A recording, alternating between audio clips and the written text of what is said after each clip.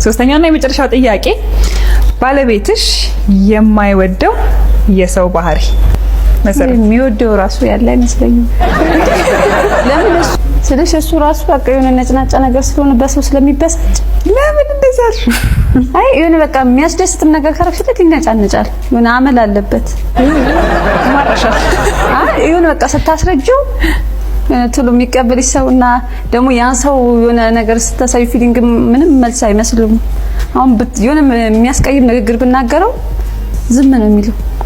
ስለዚህ ምንም አይመስለውም። ምንም አይመስልም። እና ከሰው ባህሪ የሚጠላው የለም ያለም አይመስለኝም። የሚወደው ነው የሌለው የሚጠላው ነው የሌለው። የሚወደውም የሚጠላው ያለ አይመስለኝም። ከሁሉም ጋር ተቀላቅሎ ስለሚኖር ከውሸታሙ ጋርም ውሸታም ነው። ለሰውም አብሮ እውነት ነው። እንደዚህ መናገር አይችልም። ከውሸታም ሰው ጋር ሲገናኝ ይዋሻል። ሰውየው ያለውን አምኖ ይቀበላል። አይደለም ማስተካከል አይለው። ስለዚህ ተመሳስሎ ነው የሚኖረው። በቃ ከማንም ጋር ሲገናኝ ተመሳስሎ ለምን እንደዚህ ያልክ እንደዚህ አትልም ነበር ካልኩት ታዩ በቃ እንዴ እሱ ከፈለገ ነው የምላርክል። ምንድነው የሚሰራው? ታክሲ ሹፌር። እንደዛ በእኛ ስንት አይነት ሰው ባህሪ ተሸክሞ ነው የሚውለው። ወንዱ አይደለም እኮ። እሺ ባሎችን ወደ ውስጥ እንጠራና የነሱን ምላሽ እንሰማለን።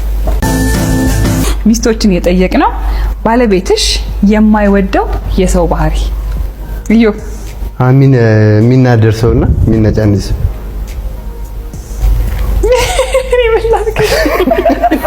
ምን ማታርቂ ላሳየው አይሻል? አዎ ይሻል።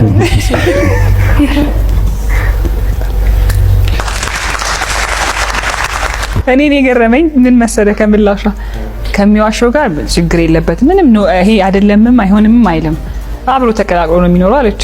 ከየት ነው ይሄን ባህሪ ያመጣው? እንግዲህ አብሮኝ እንትን ያለው አብሮክ ምን ያለ ያው ከኔ ጋር አብሮ እንትን የተላመደኝ እንትን ይሆናል እንግዲህ እኔ እንደዛ ብዬ ማስብ በዛ ነው እኮ ስራህን የጠየቅኩት። ምንድነው የሚሰራው? ስራ ታክሲ ነው የሚነዳው አለችኝና በቃ ብዙ ሰው ባህሪ ተሸክሞ ስለሚውል ነው አልኩኝ። ያ12 ሰው